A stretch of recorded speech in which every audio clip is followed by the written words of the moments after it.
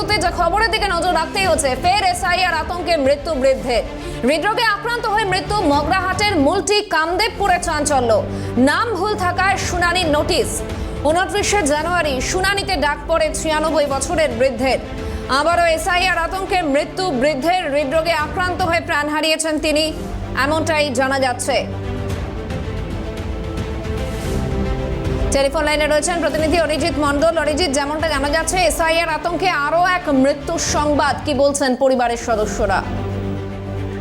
হ্যাঁ দেখো সায়না, তোমাকে জানিয়ে রাখবো, মগরাহাট থানার মুলটি কামদেবপুরের বাসিন্দা বছর 72-এর পিয়ার আলী খাঁ, তার কিন্তু এসআইআর এ নামের ভুল থাকার কারণে নোটিশ এসেছিল এবং যা নিয়েই কিন্তু তিনি বেশ কিছু দিন ধরে কাগজপত্র জোগাড় করছিলেন এবং বিষয়টি নিয়ে তিনি চিন্তিত ছিলেন এবং উদ্বিগ্ন ছিলেন, যেমনটা পরিবার সূত্রে জানা যাচ্ছে। এরপরেই কিন্তু তার শরীর অসুস্থ হয়ে পড়ে।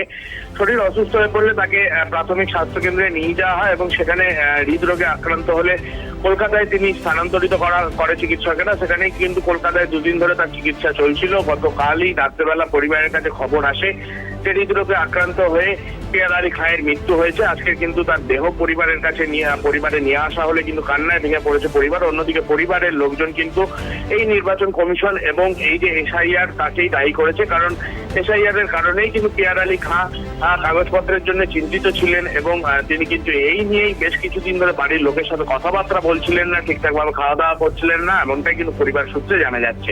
সায়না, ধন্যবাদ অরিজিৎ। অরিজিৎ মণ্ডল প্রতিনিধি ছিলেন টেলিফোন লাইনে। এ বিষয়ে মৃতের পরিবারের সদস্যরা কি বলছেন, স্থানীয়দেরই বা কি প্রতিক্রিয়া, দেখুন।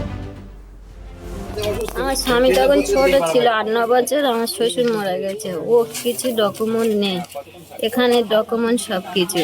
আর ওই টেনশনে শরীর খারাপ হচ্ছে, বুকের হার্টের প্রবলেম, লিভারের প্রবলেম, ফুসফুসের ঘরের প্রবলেম, কিডনির প্রবলেম, তারপরে লাস্টে ওইগুলো হয়েছে।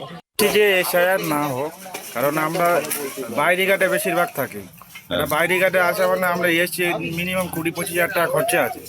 হঠাৎ করে এরকম আমরা 1-1.5 মাস করে এরকম আসা মানে কতটা একটা খরচা, ফের এসে কাগজপত্র নিয়ে এটা ঝামেলা ওটা ঝামেলা।